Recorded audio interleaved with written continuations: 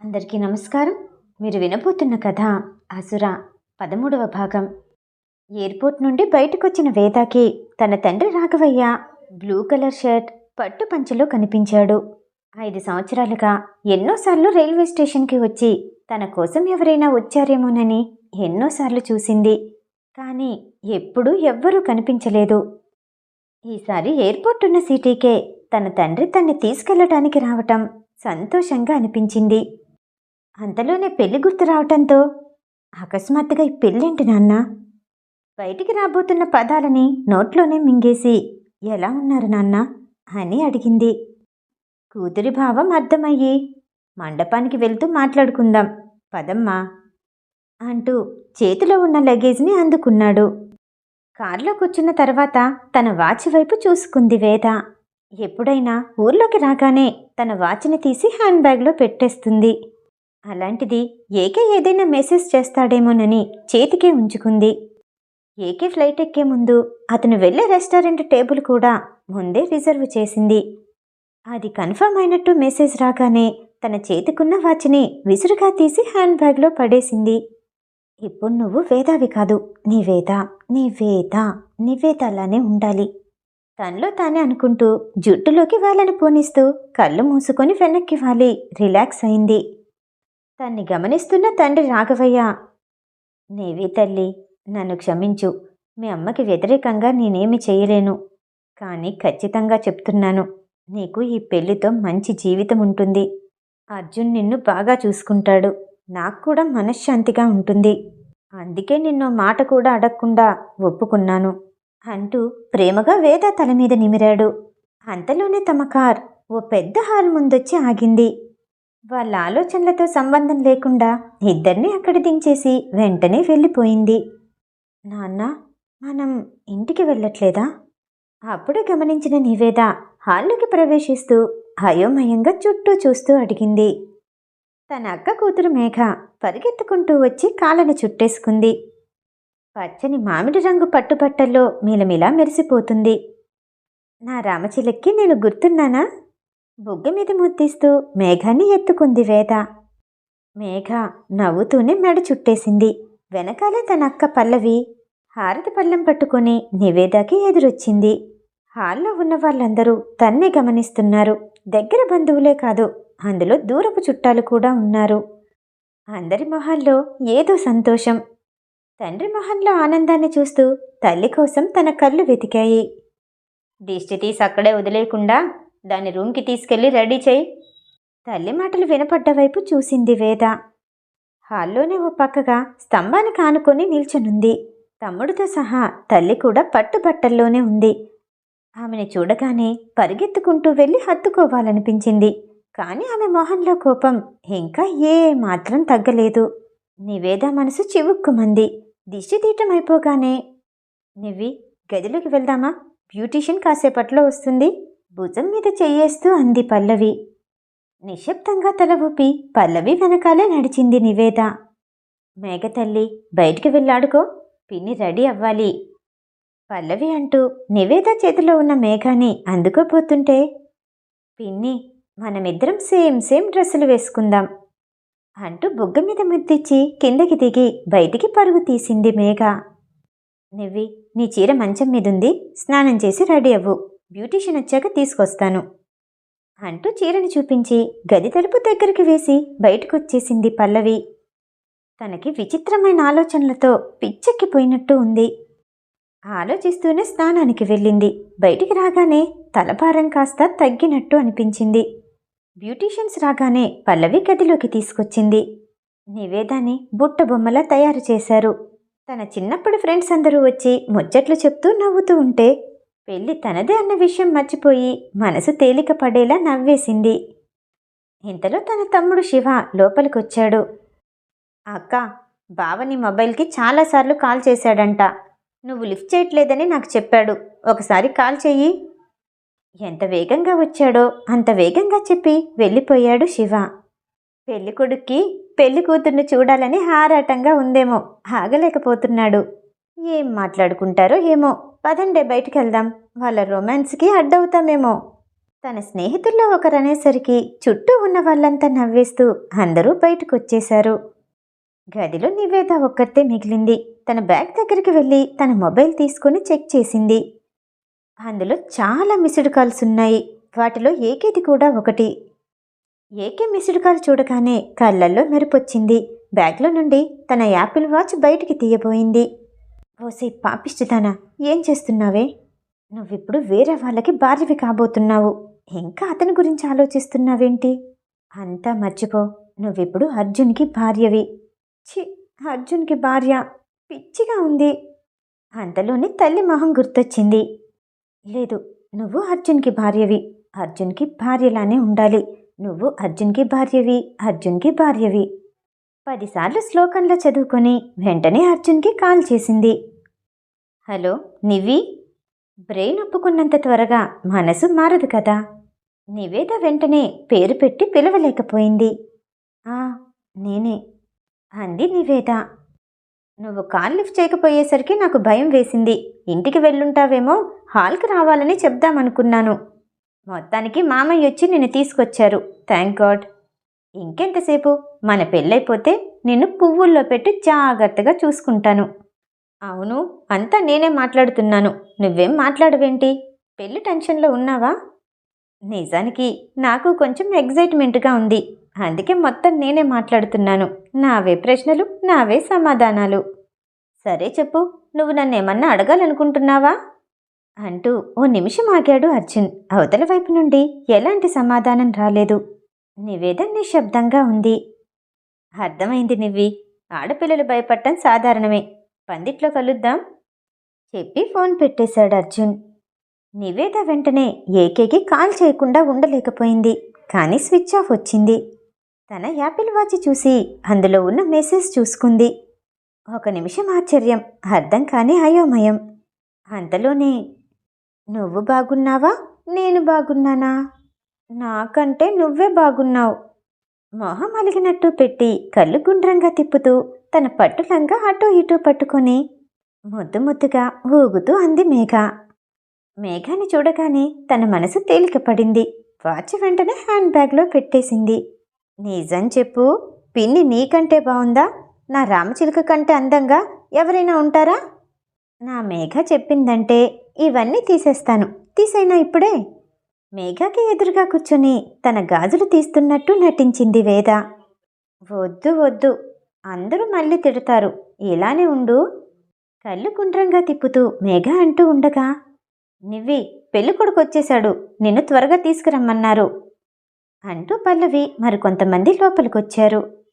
నివేదాన్ని తీసుకెళ్లి అర్జున్ పక్కన కూర్చోపెట్టారు. అర్జున్కి గాల్లో తేలిపోతున్నట్టు ఉంది. తన పక్కన ఎవరు కూర్చున్నారో నివేదాకి చూడాలనిపించలేదు. అర్జున్ మాత్రం కనురెప్ప వేయటం మర్చిపోయి చూస్తూ ఆరాధిస్తున్నాడు. బాబు, ఆ పెళ్లి కూతురు నీదే, ఎక్కడికి వెళ్ళిపోదు. ఒక్కసారి పెళ్ళయిందంటే నీతోనే వెనకాలే వస్తుంది.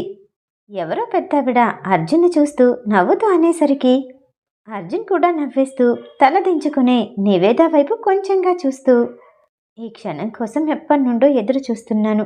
ఐ లవ్ యూ నివ్వి, చిన్నగా గుసగుసగా అన్నాడు. నివేద తల పక్కకి తిప్పి చూసింది. అర్జున్, నువ్వా అంటూ ఆశ్చర్యపోయింది. ఒకప్పుడు కాలేజీకి వెళ్లే రోజుల్లో ఇంటికి తిరిగి వస్తూ ఉండగా నిన్ను ప్రేమిస్తున్నానని, ఒప్పుకుంటే ఇంట్లో మాట్లాడతానని అన్న మాటలు గుర్తొచ్చాయి. అప్పుడు చూసిన అర్జున్లోని ఇప్పుడు చూసిన అర్జున్లోని చాలా మార్పులున్నాయి. అతని కుటుంబం వల్లే తను ఎంతో నష్టపోయింది. జరిగిందంతా గుర్తురాగానే చాలా బాధగా అనిపించింది. కళ్ళ ముందు అంతా మసగ్గా కనిపిస్తుంటే పక్కనే ఉన్న తన తల్లి వైపు చూసింది. భార్యగా మారితే అన్నీ సర్దుకుంటాయి. తల్లి చిన్నగానే చెప్పినా ఆమె కళ్ళల్లో కోపం ఎక్కువగానే కనిపించింది. కుటుంబ సభ్యులంతా ఈ పెళ్లిని ఎలా ఒప్పుకున్నారో అర్థం కాలేదు. ఆలోచిస్తూ ఉండగానే 2 కుటుంబాలు తాంబూలాలు మార్చుకున్నాయి. ఎవరికీ కనిపించకుండా పక్కకి తిరిగి తన కన్నీటిని తుడుచుకున్న నివేద కళ్ళు తెరిచి చూసేసరికి తన చేతిలో నిశ్చితార్థపు ఉంగరం ఉంది. బాధ కన్నా దుఃఖం కన్నా ఒకలాంటి గందరగోళమైన స్థితిలో ఉంది నివేద మనసు. నివ్వి, ఆ అబ్బాయికి ఉంగరం పెట్టమ్మా. తండ్రి గొంతు వినపడేసరికి అతని వైపు సందిగ్ధంగా చూస్తూ అర్థం కాని అయోమయంలోనే అర్జున్ వేలికి ఉంగరాన్ని తొడిగింది. అర్జున్ తన వంతెప్పుడొస్తుందానని ఉత్సాహంగా ఉన్నాడు. రాఘవయ్య నివేద చేతినెత్తి పట్టుకోగానే ఏకే పెట్టిన ఉంగరం కనిపించింది. ఆ తెలియక ఉంగరం పెట్టుకున్నట్టుంది, వెంటనే తీసేద్దాం. విసుగ్గా కోపంగా చూస్తున్న పెళ్ళికొడుకు తల్లివైపు చూస్తూ అన్నాడు రాఘవయ్య. పర్లేదంకుల్, చదువుకున్న ఆడపిల్లలకి ఇవేం తెలుస్తాయి? అంతకుమించి ఈ రోజుల్లో ఇవన్నీ పట్టించుకోవట్లేదు. మీరిబ్బంది పడకండి, నేను తీస్తాను. నివేద చేతిని అందుకొని తీయడానికి ప్రయత్నించాడు అర్జున్. నివేదకి కంగారుగా అనిపించింది, కానీ ఏమీ చేయలేక అలానే నిల్చుని చూస్తుండిపోయింది. ఎంతోసేపు ప్రయత్నం తర్వాత కూడా ఆ ఉంగరం చేతి నుండి విడిపడలేదు. అప్పటికే నివేద చేతివేలు ఎర్రగా మారి కొంచెం వాసింది. నివేదని ఇంతకు మించి ఇబ్బంది పెట్టడం నాకిష్టం లేదు. తాంబూలాలు మార్చుకున్నాము, ఇవన్నీ ఫార్మాలిటీస్. ఇప్పుడు కాకపోతే రేపు పెడతాను, ఇప్పుడు వదిలేయండి అంటూ ఉంగరాన్ని జేబులో పెట్టుకున్నాడు అర్జున్. పెళ్ళికొడుకు తల్లి పక్కనే ఉండి, బానే ఉంది. నా కొడుకుని పెళ్లి చేసుకుంటానంటూ చుట్టుపక్కల దేశాల నుండి బోలెడు మంది అమ్మాయిలు వస్తున్నారు. అయినా వీడికి బుద్ధి లేదు. మీ అమ్మాయిలో ఏం చూశాడో ఎవరిని పెళ్లి చేసుకోనంటూ మొండిగా కూర్చున్నాడు. వెక్కిరిస్తున్నట్టు మొహం పక్కకి తిప్పుకుంటూ అంది. నివేదకి వెంటనే అక్కడి నుండి వెళ్ళిపోవాలనిపించింది. తల్లి తండ్రి గుర్తొచ్చి ఆగిపోయింది. ఆ రాత్రి నిశ్చితార్థం తంతు పూర్తయింది. అందరూ ఎవరి పనుల్లో వాళ్ళు ఉండగా నివేద తన గదికి వచ్చేసింది. ఏకే తలుపుకి రాగానే తను చూసిన మెసేజ్ గుర్తొచ్చింది. తెల్లారితే పెళ్ళి. వేదకేం చెయ్యాలో అర్థం కాలేదు. కాసేపు ఆలోచించింది. అప్పుడే మేఘ లోపలికొచ్చింది. పిన్ని, నీతో కలిసి పడుకుంటాను. మేఘాన్ని చూడగానే గట్టిగా ఊపిరి పీల్చుకుంది నివేద. నా రామచిలుక నా కోసం వచ్చేసింది.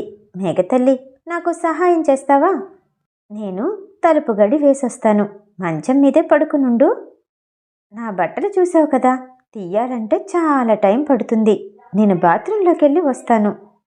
ఎవరైనా వచ్చి తలుపు కొడితే పిన్ని పడుకుంది అని చెప్పు, సరేనా? నివేద చెప్పిన మాటల్ని బుద్ధిగా విన్న మేఘ సరే అంటూ తల ఊపింది.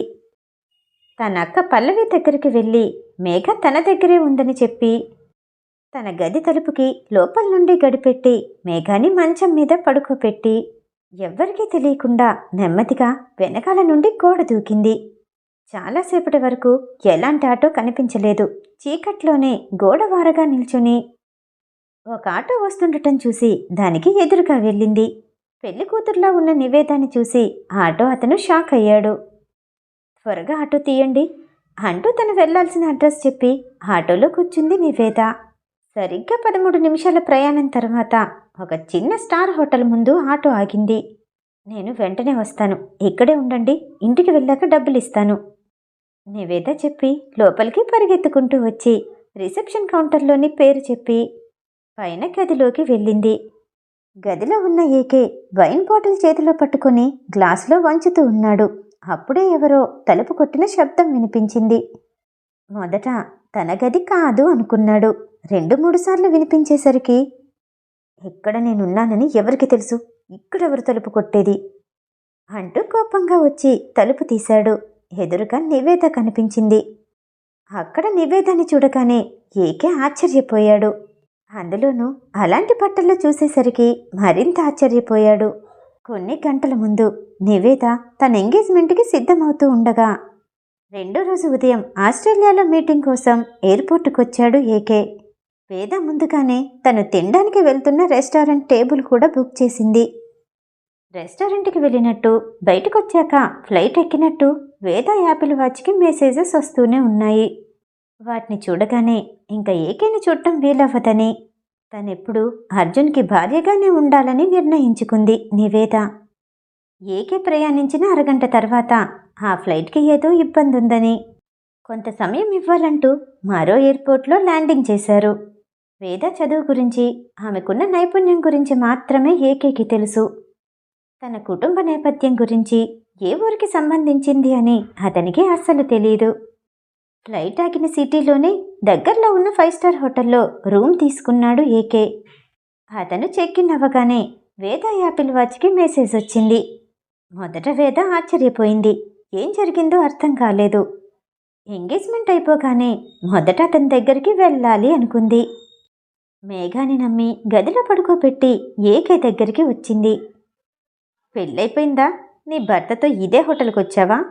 షాక్ అయిన ఏకే వేదాన్ని చూస్తూ అన్నాడు. ఒక్కసారిగా ముందుకు వచ్చి ఏకేని గట్టిగా కౌగిలించుకుంది.